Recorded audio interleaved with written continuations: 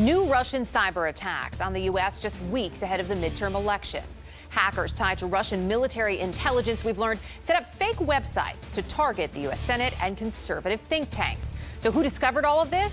Microsoft, not U.S. intelligence agencies. In fact, the tech giant, which says it did foil the attack, warned candidates and other political groups would have been at risk. All of this coming as President Trump once again doubts that Russia was responsible for interference in the presidential election. We learned that in a new interview with Reuters when the president questioned the definitive conclusion of his own intelligence community, saying, quote, if it was Russia, which may sound familiar because it's actually pretty similar to what President Trump said standing next to Vladimir Putin in Helsinki. CNN's Alex Marquardt is in Washington with the very latest. Alex, of course, 77 days away from the midterm election. So what more do we know about these websites that were found by Microsoft? Well, Erica, it seems that Microsoft found these, excuse me, in the very early stages before Russia was able to do too much damage. But it does show how active and aggressive Russia still is. And essentially what happened is that this Russian hacking group, Fancy Bear,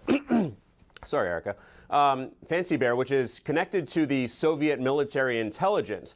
We know that name because they hacked into the DNC in 2016. They were indicted by the special counsel's office. They appear to have set up 6 fraudulent, bogus websites in order to carry out what is known as a spear phishing campaign, which essentially tries to lure people into revealing sensitive data like their passwords for their email addresses. And what Microsoft has said is that the Russians are now broadening their campaign. And the reason that they say broadening is because it now appears to be encapsulating conservatives and Republicans as well. Because if you look at the names of these websites that were set up by Fancy Bear, one appears to be, they want to try to link it to the conservative Hudson Institute, the other one to the International Republican Institute. These are 2 conservative think tanks and 2 think tanks that have been extremely critical of President Vladimir Putin and the Russians and have been in support of sanctions.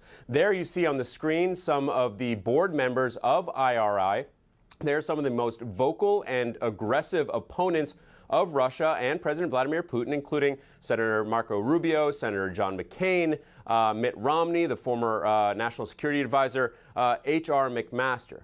And then when you look at the other sites that Fancy Bear set up, 3 of the names included the word Senate, which appears to mean that they were trying to go after certain senators, certain Senate offices. It's not clear, because Microsoft did intervene in what looks like an early stage, which senators they might have gone after. But we do know last month we heard that Senator McCaskill of Missouri, one of the most vulnerable Democrats, was targeted also by Russian military intelligence. Now, we have not heard from the White House yet today, but we have heard from the Kremlin. Of course, Erica, you can imagine they did come out denying any knowledge of this hacking group, of these hackers. And it's a pretty remarkable statement. And I'm going to read it. It says, from the U.S., we hear that there was not any meddling in the elections. Whom exactly they are talking about?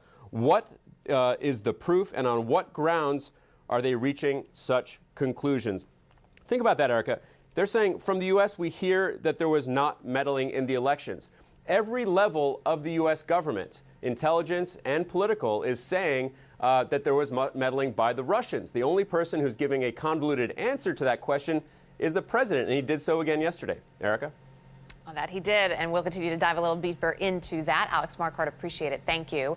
With us now, Graham Brookie, who's the director of the Digital Forensic Research Lab, which is working with Facebook on the threat of interference in the midterm elections. Brookie was also a top aide to President Obama on cybersecurity. I actually want to pick up right where Alex left off there, because when we look at this response from Russia, and to have it very clearly say from Kremlin spokesperson Dmitry Peskov, from the U.S. we hear that there was not any meddling in the elections. I mean, is that something that they're getting from President Trump? Where else do you think that could come from? I think that is straight from the mouth of President Trump. But I think that there is a discrepancy between what we're hearing from President Trump and what we're seeing from the entire U.S. intelligence community, whether that's Director of National Intelligence Dan Coats, on through the entire community, which says that interference in U.S. elections, interference in basically anything that undermines Vladimir Putin, is on the uptick and a trend that we're continuing to see. And so how significant are these discoveries by Microsoft, these websites? Alex laid out what was done, but just put it in perspective for us in terms of the uptick and what Microsoft discovered. Well, I think one important point here is that this is not new activity.